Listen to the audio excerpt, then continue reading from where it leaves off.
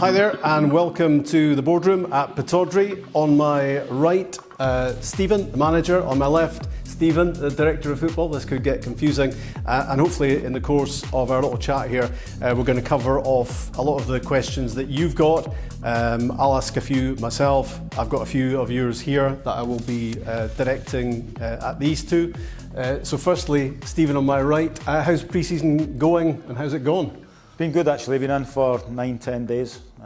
Boys had Sunday off after 6 hard days work, came back in great shape, good condition. The quality's been really good. The fact they've come back in good shape means we can get into the real football stuff pretty quick. And I think the players are happy about that, so they're happy the work they've done in the summer is almost bore fruit for them already. It's worth pointing out that the pre-season games are behind closed doors. Yeah, we've got a number of games arranged closed doors. We just felt like it was important this year to control the environment instead of go to England, go to Ireland, go abroad, lose days travelling here and there and not knowing what you can do in a hotel. So I think the players' families are probably happy they're at home. The kids, I'm sure, will be happy they're at home, and we can really control what's coming to play against us, which is great. How happy are you with the squad? How finished is the squad? Obviously, the latest addition is Christian Ramirez. Yeah, at the moment it's close to being finished. I think it's important that we remember the amount of players that we've brought in, and I think if you look at it in isolation and you think, all right, we've added Christian and Declan this week, that's been announced this week and we've finalised it. If we announced all the signings we had today, everybody would be buzzing with it and not forgetting what we've added from as far back as Scott coming in, Scott Brown. So I think the players we've added, the quality we've added, we've not added huge numbers, but we've got young players coming through as well that almost, would you say, appeared last year, and now they're threatening the first team. They're around us. They're ready to start being a real threat to the first team positions regularly. So I think it's important to remember what we've added and what we've got coming through as well. And Stephen, quality over quantity was always going to be the message, wasn't it, in building the squad up? Yeah, absolutely. I mean, what we want to be doing is creating an environment where we've got that pathway for young players to develop as well. And if we're adding too many into the group, it means some of those pathways are going to get blocked. It was important for us to make an impact in the starting 11 in particular. There's obviously a number of players that have left at the end of the season. And I think if you see the players that we've taken in, it's obvious that a good number of them are going to be featuring heavily at the start of next season in Stephen's team. I imagine this is a mad time for you. Is your phone on overload? It absolutely is, yeah. Since the role, I suppose, changed, people externally would see it more as a recruitment role, and obviously with our head of recruitment vacancy, which I think we're going to speak about shortly as well, means that I'm getting a lot of phone calls. We're sifting through all the information we're getting in on players, so there's a fair bit to get through, but we're not in a mad rush. We've done a lot of our work already. I think we should be commended for that, to make sure that we had the squad in place for Stephen and his team to have them ready for the first day of pre-season. We've obviously got important games coming up early in the calendar, and I think we're just about ready for that. You made that really good point, Stephen, that if you were actually announcing all the names together in one fell swoop, people would say, wow, you know, and it has been over a period of time. It's probably worth you just going through them now, naming them, because actually when you do name them all, it sounds really impressive. Yeah, and if I forget any, you can keep me right. But I think right from the start, obviously, so Scott came in early, Christian Ramirez has joined us, Declan Gallagher's joined us, Jet's joined us, all really attractive signings. Teddy Jenks obviously comes from Brighton, great pedigree, youth international at England, comes in ready to help us compete in the midfield. Jack Gunn has come in, right back from Atlanta. He's really going to be a big addition for us as well, and I think people maybe underestimate it, and I do think the fans will like what they see when they see him. He'll compete with, obviously, young Calvin's there, McCrory can play right back, Conor Maclean showed he can play right back last year too. And then obviously Woodsy signed his permanent contract as well, which is getting a number 2 like Woodsy that can really compete and push Joe for a position is important, and I think it's important we've got that right across the pitch. But the players that we've brought in are very high level players, real winners, and I think the first signing that myself as a manager made in Scott Brown, I think I'll be doing well if I make another signing as good as that in my whole time as a manager. You take the Celtic captain that Celtic still want to keep, and like you say, if we produced him the last day of pre-season or the first day before the first game, I think you'd people will be going crazy. This is an unbelievable signing, and I think it shouldn't be forgotten the level of signing that. I think the area of the team that a lot of you watching will be concerned about this season will be the attacking areas, because it was a big problem last season. Christian Ramirez, how good can he be for Aberdeen? What's he got?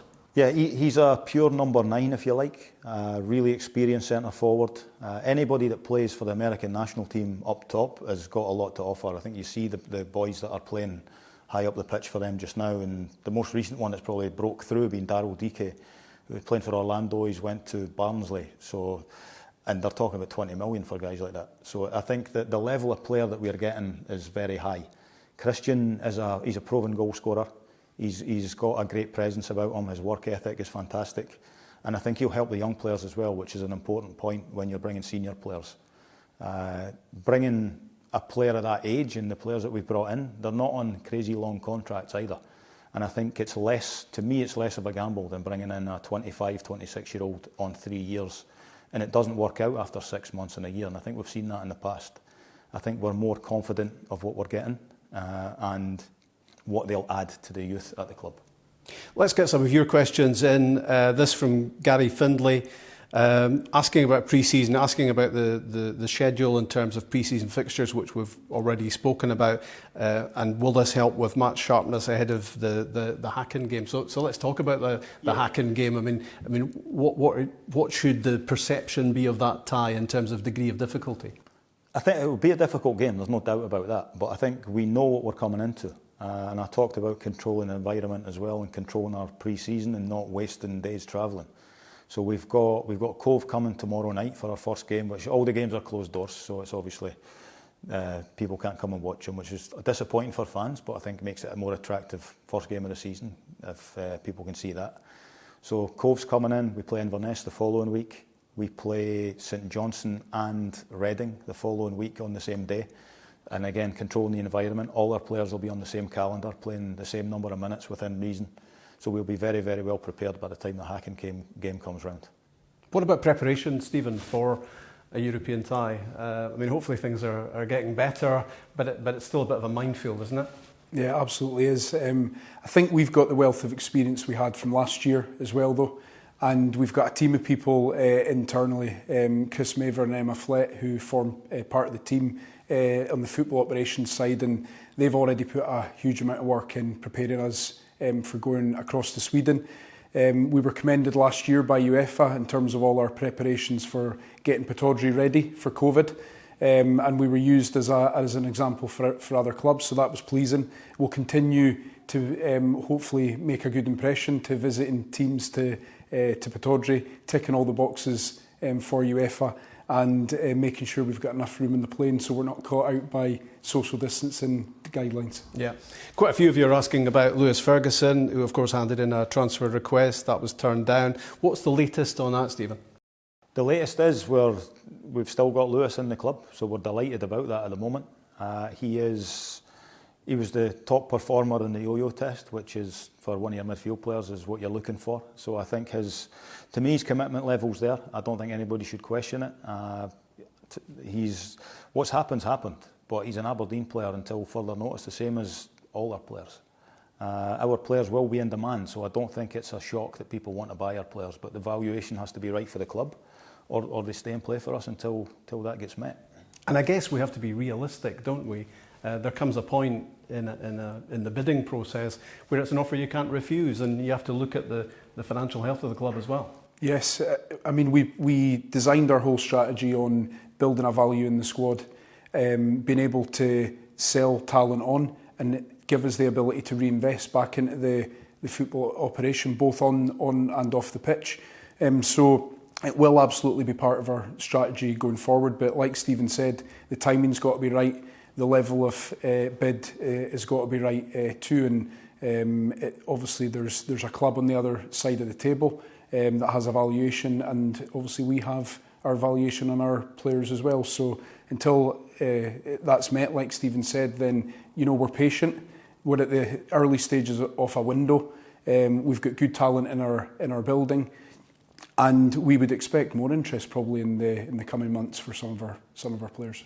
Here's a question from Scott Bowie. How many more players do you imagine might come in before the start of the season? You were saying earlier on that you reckon you're just about there in terms of squad. And how close do you feel to having the right balance, which I guess is another question? Yeah, I think we're close to being done, to be perfectly honest. Like we said, if we produced all these players today, everybody would be delighted with the work that we've done. And we've done it early. We can prepare our pre-season. We can prepare for this hugely important hacking game. So I think everybody that we've got in at the moment, we're pretty happy with the balance of the group. Back to your last point as well, I think it's important that to put out there, we weren't actually actively looking to sell players as well. I think there's that misconception at times. And I think people will like our players and they'll want to buy them. But I think the value has to be right. And if somebody's worth £100,000, then that's what you're looking for. If they're worth millions, you're looking for millions. But we're not out there knocking other clubs' doors saying, come and please buy our players. I think we will put value in them, what we do on the pitch and the work that's been done here over the last number of years, getting the right people in the building. And as you said, you want people banging on your door because you want to have attractive players to other clubs playing for you. Exactly. But they have to know that they've got to come in at the right level or it doesn't happen. I think that's important for the club, and I think the club's got that about it.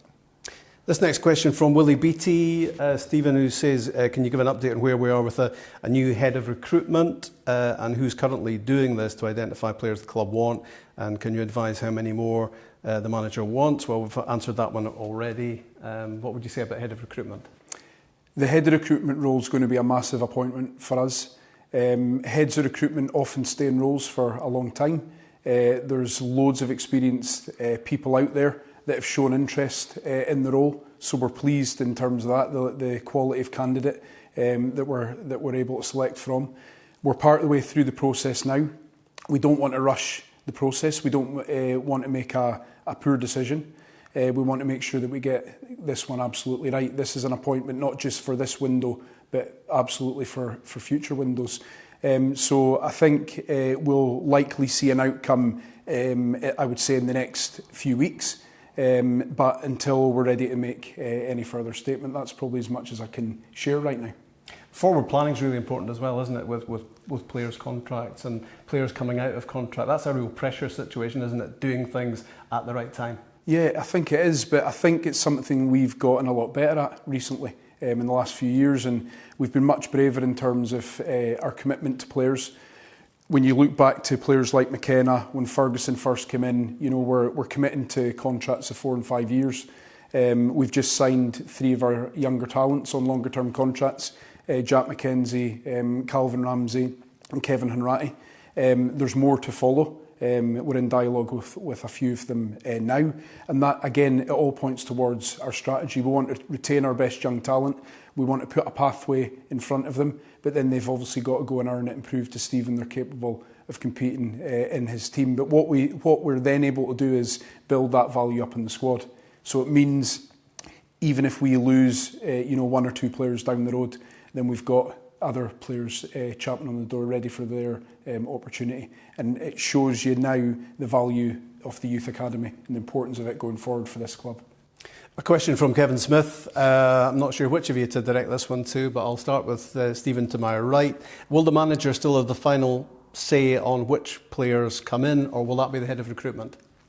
Yeah, I will have the final say on who comes in, but I think it's important that people know it's a team effort, and I think everything that's happening at the club is a team effort. Obviously, it sits on someone's shoulders, and someone's got to do the recruiting and the legwork, if you like. But what does the team need? What does it want? The head of recruitment basically, I think, has to have people ready in case someone comes and takes players that you're not expecting to go. So they have to plan ahead in that aspect. If there's obvious holes, they have to be able to go and plug those gaps for us as well. And they present players, and we make a decision as a group. And yeah, but the final decision is, I think he can play in our team or not, and I think that sits on my shoulders. Alistair Ross is saying, what would be your message to fans who are feeling underwhelmed by the current transfer dealings? Yeah, this could be brief. Yeah, probably covered it already. That I would probably say to them, if we walked all these 6-7 players in the door right now and said we're signing these today, I think you'd be pretty excited about it. And I think you'd see how much stronger they're going to make the group. I think you would see that they're going to help the young players. And I think you'd see they're going to help an Aberdeen team be pretty good out on that pitch. These are players who are looking to step straight into the team. This is not you deepening the squad. These are all guys who prospectively are going to be starting. Yeah, well, or haven't earned a place to start, but that's the idea. I think no one comes in here told they're going to start. The expectation on these players is that you're coming in to really affect the team. I think they know that, they wouldn't have come otherwise. But there's nobody guaranteed to play. I think that's massively important for players to know, the players that are here already and the players that are coming. But I do think the quality of player that we've brought in is really high. We could have very, very easily brought in another 6-7 players that are squad fillers, if you like. Not interested in bringing people in to fill a squad, not interested in gambles. I want people that are going to come in here and affect this team and make this a better place to be. Lots of leadership as well, isn't there, with Declan Gallagher, who was the captain at Motherwell, and of course Scott Brown, who was the Celtic captain for so long. Yeah, even the presence of the guys that we've brought in, you could see there's a bit of physicality about them. They're men. They're a lot of them pure winners, and I think they're excited about coming to play at a club like this. Speaking to Big Jet as well, as soon as we started speaking to him, he was very, very excited about the opportunity to come and play at Aberdeen. People know how big this club is, and they want to play for it. And I think it's something that the people here value.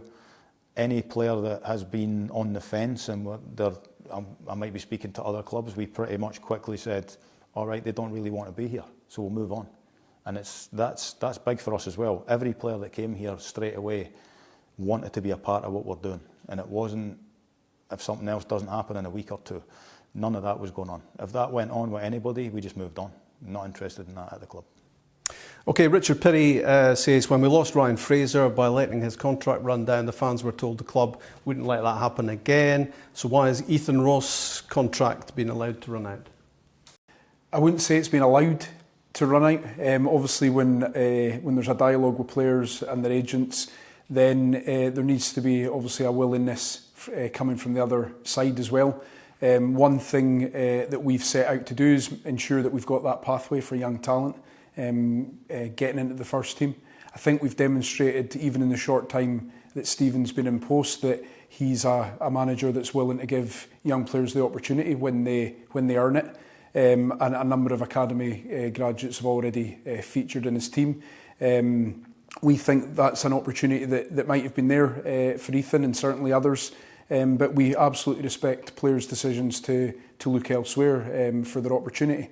When you make the comparison with Ryan Fraser, I think that was a bit different in the sense that Ryan was established in the team when he decided to leave, and that was a lost opportunity for the club and building a value there. But we've already gave some examples of how we're not letting that happen with a number of our talents who we think can establish themselves in the team over the next 1 to 2 years. And like I said before, that braveness of engaging a player early, but well before they get into the final year of the contract, that's the thing that's I suppose it gives us confidence to go and get those deals over the line, but it also gives the players confidence. I think that we believe in them if we're willing to give them an improved contract when they've still got time in their existing contract left. I think that's not something we did well enough in the distant past, but I think it's something we're much better at now.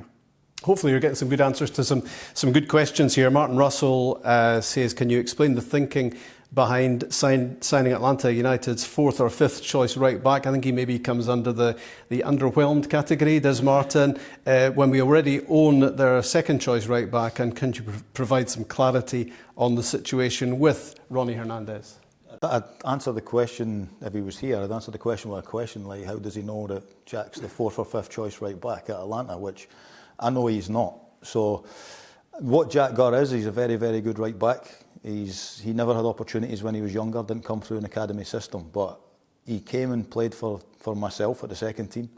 He was fantastic. The guy that's the manager at Atlanta right now, Gabriel Heinze, very good fullback, probably one of the world's best in his time as a fullback, so I think he knows what a fullback is and what a good one is. And one of my fears about not being able to get Jack was that Gabriel was going to like him too much.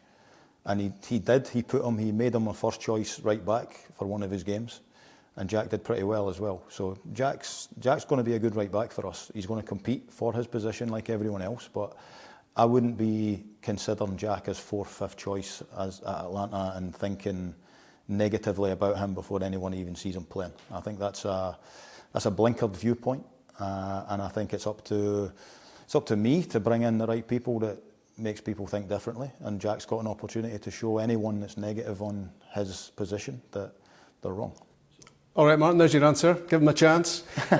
Question from George Cameron. It's good to see new signings coming into the club, but will youth still get a chance to progress into the first team? We've touched on that already, obviously, as we seem to lose some of them before getting a chance to establish themselves in the squad, or is the old adage that grass is greener on the other side, or bad advice from agents? Well, I mean, I think the proof has already been there, hasn't it, in the latter half of last season, where the likes of Calvin Ramsey and Jack McKenzie were getting really good game time, and others coming off the bench as well. Yeah, there's a management aspect to it as well. So the players, Jack McKenzie's slightly older than Calvin, obviously, but I think there's an age where they're ready to play every week. I know there's a clamour to keep players in the team, but it's important that we get the management of that right as a staff to develop these players properly. But I think, like Gunnar says, if they know that we've got their best interests at heart, we're not trying to dip them in and out just for our benefit. We're trying to make them the best player they can be, whether that's a loan, whether that's playing in the first team, whether that's just training with us regular. So I think the young players are feeling it. I actually spoke to Jim Fraser about this, one of the scouts at the club that looks after young ones, the other day, and the young players are feeling that they're getting looked after. And I think if they know there's a pathway, they know the first team staff know what they're about, then I think you've got a more rounded club. And I think that's the young players are going to feel that there's a pathway. And the overriding part of that is if they're good enough and if they work hard enough. So if that comes through, which I'm sure it will because of the grounding they get from people like Gavin Levy and Barry in the academy, obviously Simi before, and his relationship with us in between the first team and there as well. So I think there's people at the club that have got the young players' best interests at heart, and they know the history of the club and they know what it takes to play in that team. And you're looking with some of these guys about long term, aren't you, as well? You don't want to burn them out too early yet. You have to manage that talent pretty carefully, don't you, Stephen? Yes, you do. And I think just picking up on Stephen's point, it's about striking that balance as well in the squad. I think we're being quite ambitious. We're being quite greedy in terms of what we want out of this whole process. We want to be competitive on the pitch. We want to deliver what fans want, which is a successful Aberdeen team. But we also want to create a nursery for some of these young players. So getting that balance right, it's a skill. It takes time. We've had an induction meeting with the under-18s this morning. One thing we said to them was, look, you'll get your opportunity. It'll need patience.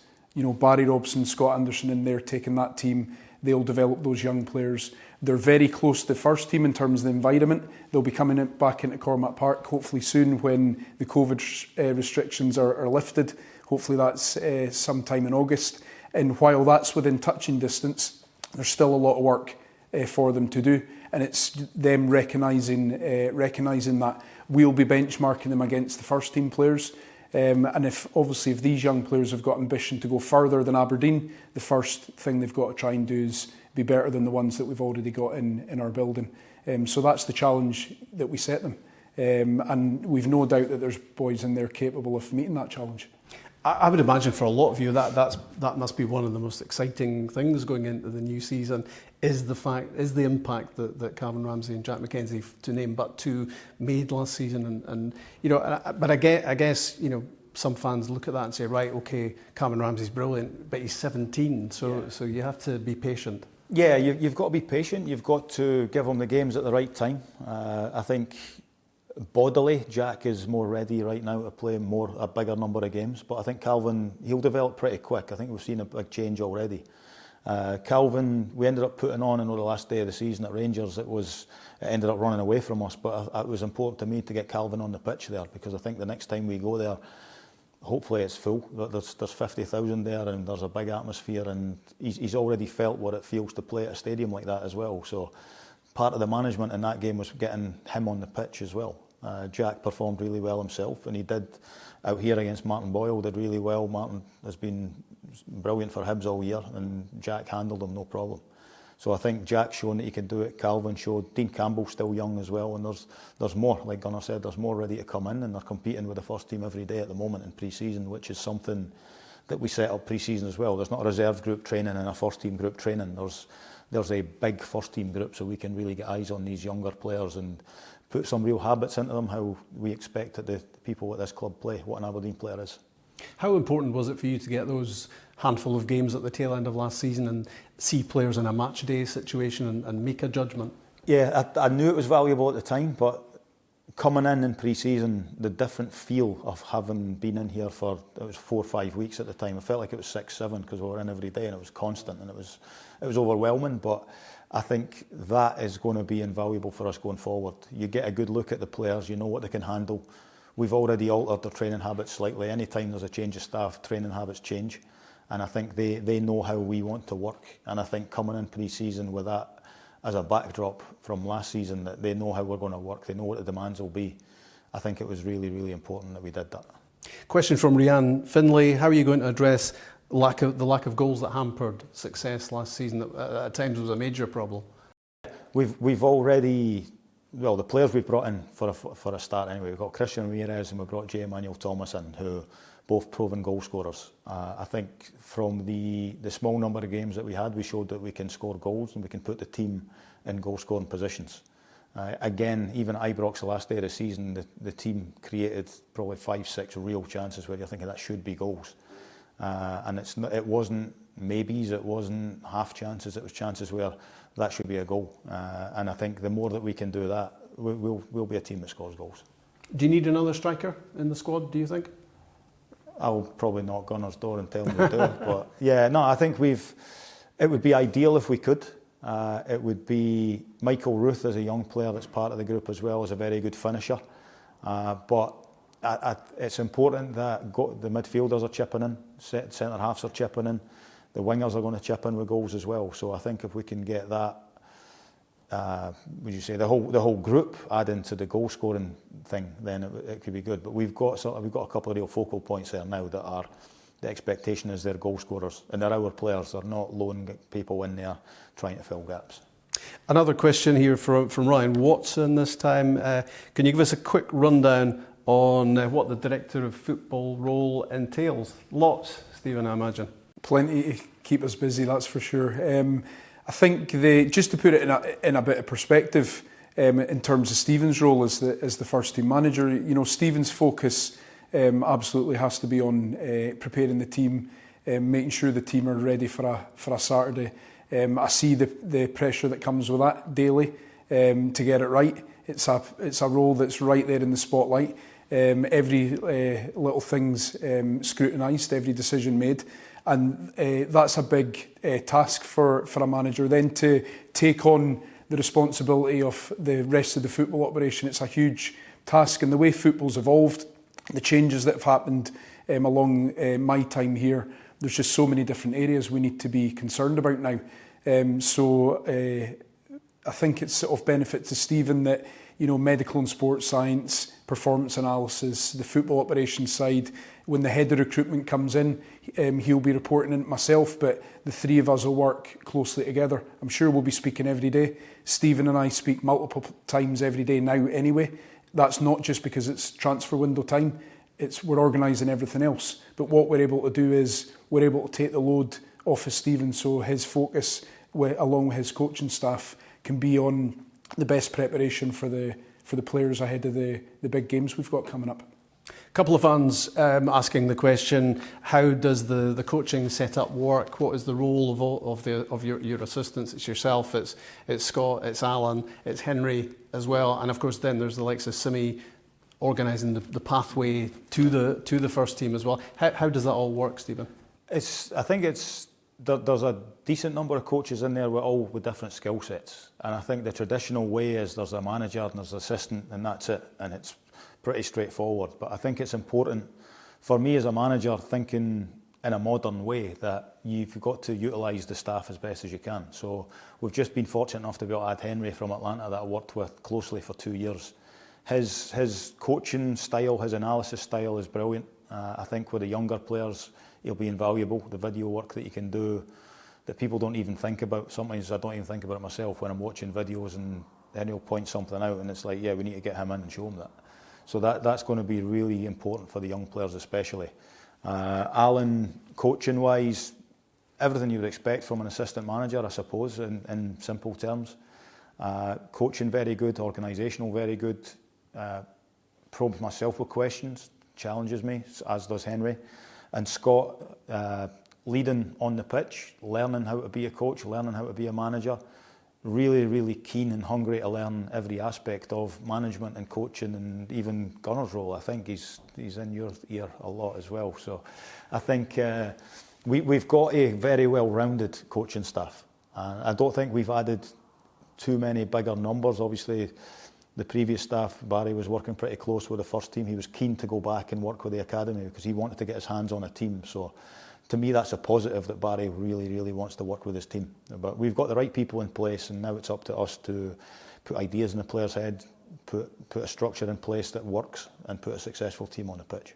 And maybe more fluidity about it than the traditional setup? Yeah, I think so. And I think it's important as well.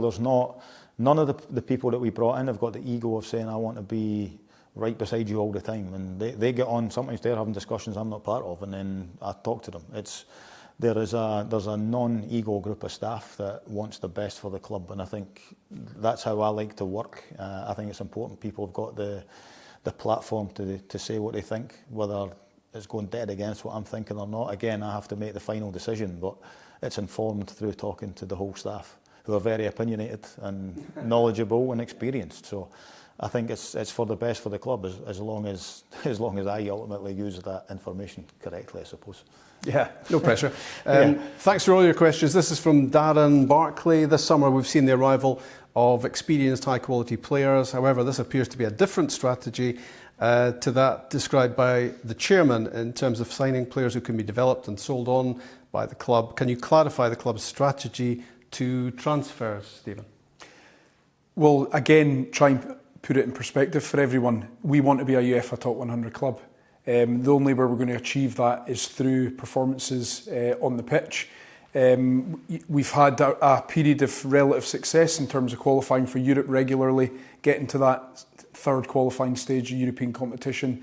But again, we're looking to try and make that one step or two steps further than what we've been able to achieve. And to do that on the pitch, we're going to need that blend and that balance that we spoke about. We're going to need that experience that's got the nous to see us through ties that we wouldn't be expected to win. You know, we're going to be coming up against teams you would think in qualification phases that have got bigger resource than we do. So we've got to be a bit cleverer in terms of how we put that squad together. It's going to compete on the pitch. We're not going to be able to invest in the squad unless we've got that value in the squad now. So it's that getting into that cycle that we've already started, obviously with McKenna and Cosgrove. You know, two transfer deals that broke club records.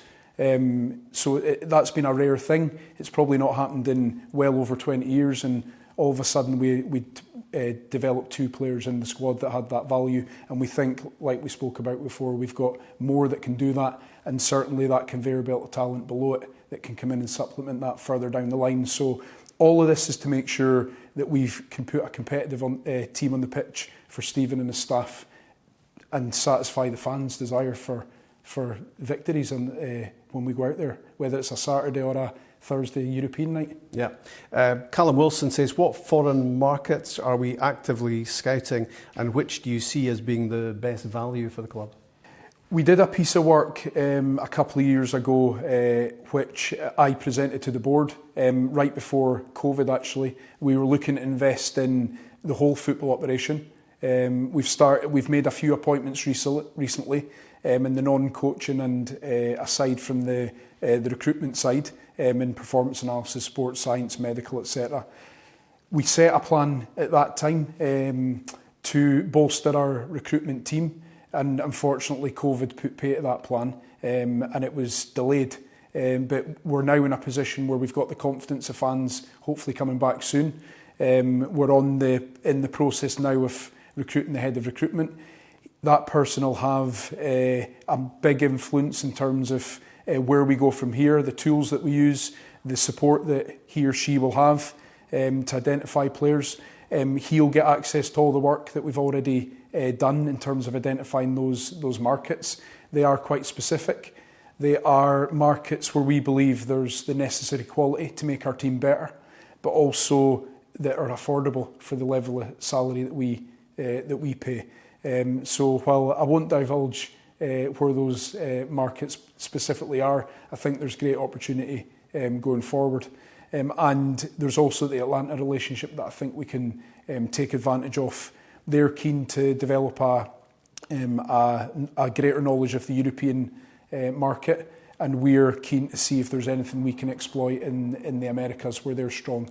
We're not competing in the same pool as Atlanta for players, but I think we can help each other identify players that we might come across that we think are suitable for either team. So it is a partnership.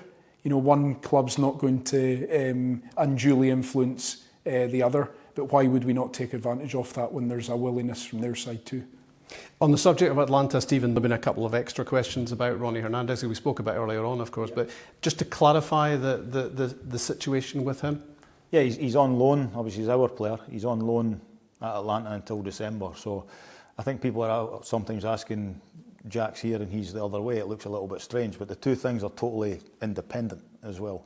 I think Stephen mentioned COVID a couple of times there as well, and it's this thing that's hanging over us a little bit. But Ronnie probably suffered through it more than most. He was in Aberdeen on his own while his wife and family were on the other side of the world. And I almost suffered the other way, but I had my wife with me. So we were in America, not able to see our family. So I can only imagine what he was going through.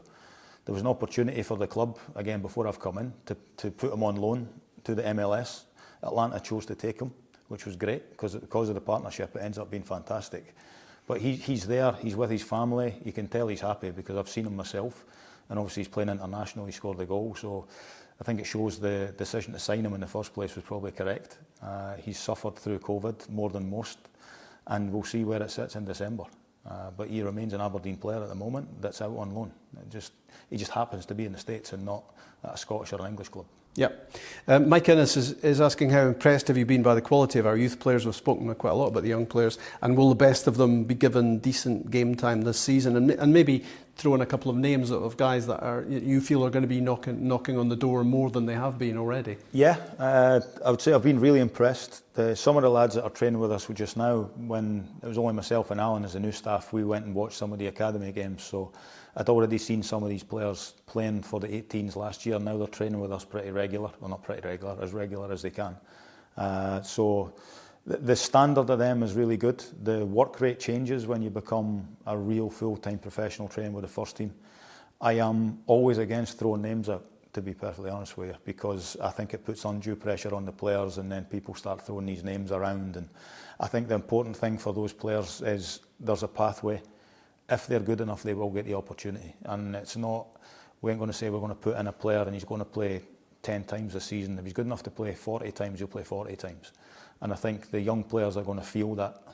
Hopefully there's one or two soon that do that. That would be brilliant. I still speak to Alex Smith pretty regularly, that used to be the manager here, and I know what it is about putting young players and getting the timing right and things like that, and traditionally at the club. So that's not lost on me at all. And I think that's something that we're going to really embrace as a staff. And I think people will see that. And I think it's important. The biggest thing though is that the young players know they have to earn their place. There's no free passes handed out. No. Here's one from Stuart Davidson. In reorganising the youth coaching setup, did you look at other clubs and how they carried out youth coaching, the likes of Ajax, Barcelona? Do you take ideas in from elsewhere? Obviously you do, Stephen. We absolutely do. I mean, we're not foley enough to think that we know it all at Aberdeen. We want to go into some of these high performance environments that have got a track record of producing truly elite level players. This has been an evolution over a good number of years. We've had visits to Real Madrid, Barcelona, Man United, Southampton. We had a delegation down at Everton, Man City. So we've done the work. We knew, I think, ahead of now what we wanted to try and achieve. But I think because, again, like I said, COVID slowed us down 18 months ago. I think some of these changes might have taken place before now if it wasn't for that. And we've got an ambitious young staff as well. And what we've been able to do is, I suppose, really challenge them with new roles, boosting the infrastructure around about them. Our move to Cormac Park, it wasn't going to be a sprinkling of magic dust that, now that we're training on a nice AstroTurf pitch, that we're going to produce all these players. Yes, it's hugely important. Just for something as simple as pitch size and space, being able to work on the things that players coming into the elite level, the professional level, the space that they need to do their work. And I think now we've been able to address the coaching side. We had a number of guys who were probably overstretched in terms of the club's expectation on them, my expectation on them, and they'll be able to be more focused now in terms of, right, what is my actual role? Who is it that I'm focusing on? Are we doing enough individual one-to-one? I think whatever level of that we're doing, we can always do more, and hopefully that will bear fruit in time. Again, we're not going to see maybe the results of some of these changes for a little bit of time, but I'm confident. I think the board have got confidence in the fact that we've now got an infrastructure in place that is befitting of the standard of a club of Aberdeen size.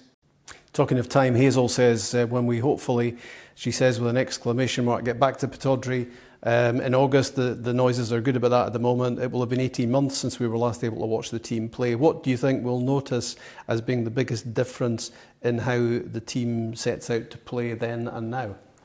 I think, I don't know if anybody will notice a difference because it's been that long since they've been in. So that's probably the main thing. But what I would say is they will see, to me, a vibrant Aberdeen team that is very positive, that is front foot, that is desperate to win games and is proud to play for the club.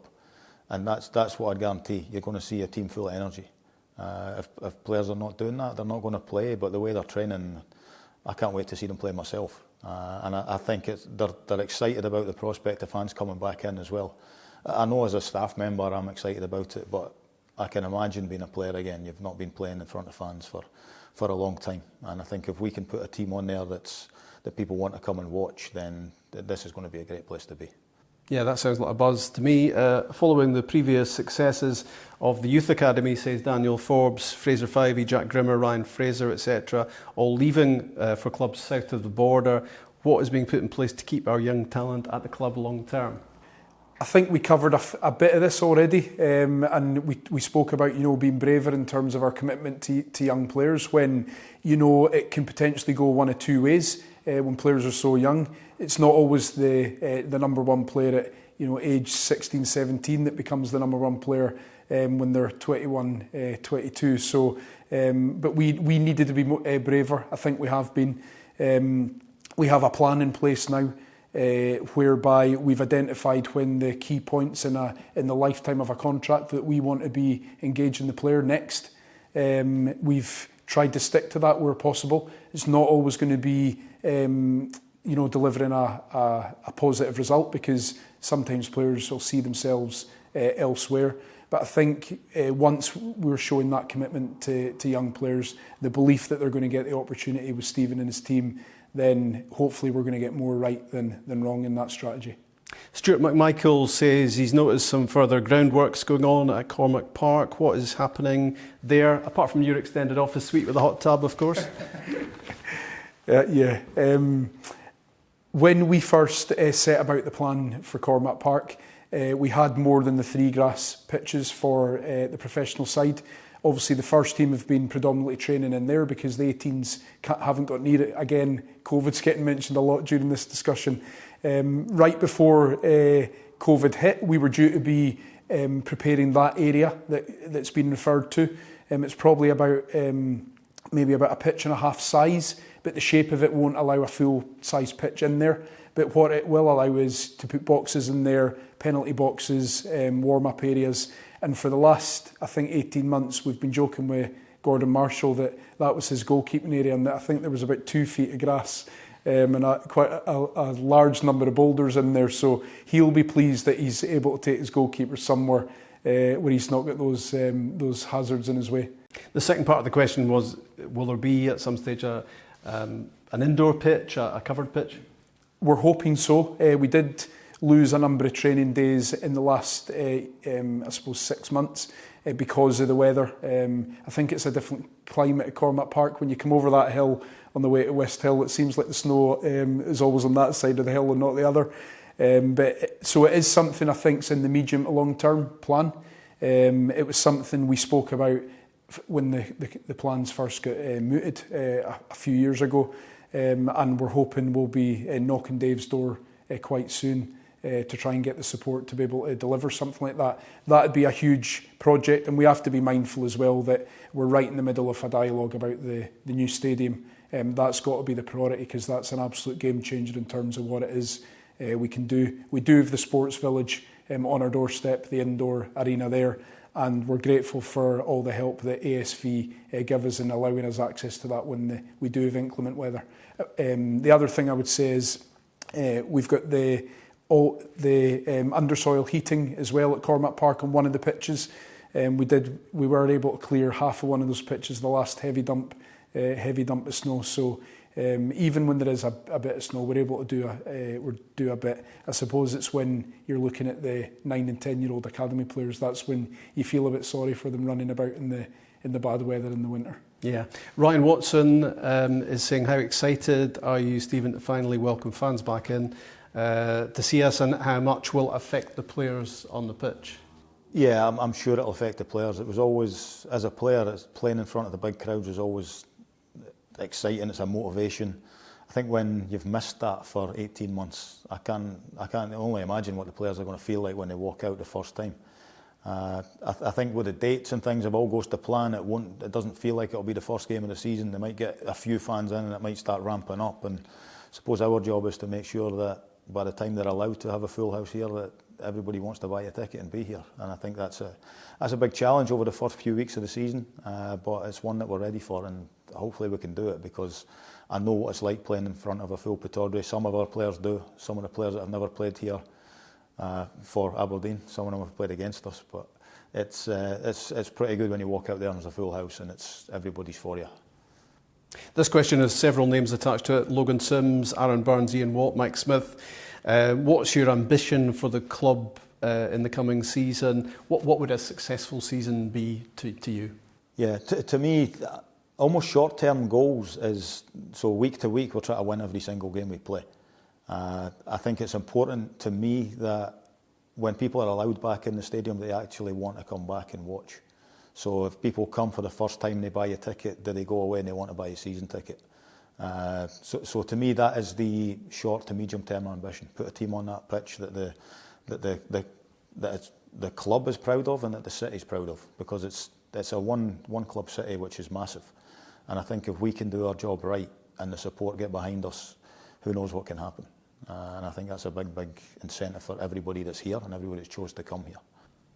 Over 7,000 season tickets sold so far, and the club increasingly confident that we'll be able to welcome you back to Pittodrie very, very soon. What would your message be, Stephen, to anyone who's maybe humming and hawing at the moment about buying a season ticket? Believe in us. We've set up about a strategy going back, a couple of years now. It was a plan that was a few years in the making, even before that. We've put a lot of work into the recruitment to make sure that we've got a strong set of players. I think people are forgetting that we had good players in the building anyway. Trusting Stephen and his team that they're going to be able to put a team out on the pitch that's something that Aberdeen fans want to see. Stephen's been through it. He's been through our academy. He's been through coming through here as a young player. He absolutely knows what the expectations of the fan base here is. I think he coaches and manages his team the way that he would want to play the game when he was a player, and that's something I would want to go and see. So I'm hoping everyone else will join us on that journey. And I think anyone watching this and listening to you can see you're excited, and that should make all of us excited. Yeah, well, we talk about adding players or keeping players, and I think it's I think for the people that are considering buying tickets or thinking about coming along and then maybe buying a season ticket, it's your team. And I think it's every 1,000 people that come along, you look at another 250,000 comes into the club. So if you end up if we can put 4,000 on the gate, or 4,000 more people want to buy season tickets, there's another £1 million coming into the club. And you can imagine what that does for the playing budget, for the infrastructure at the club, and for the longevity of the club. And it's it's their club. It's not ours. We're kind of looking after it. We're doing what we can, work night and day to try and make it as good as we can. But it's your club, and it's important that it feels like that. Thanks a lot for answering the questions, Stephen, giving us lots of detail, which I'm sure you'll have been really grateful for. Thanks for all your questions as well. Here's to a really successful season. I think we should all be pretty excited about it, and hopefully the most exciting thing of all is that you will be back inside Pittodrie very, very soon. From all of us, bye for now.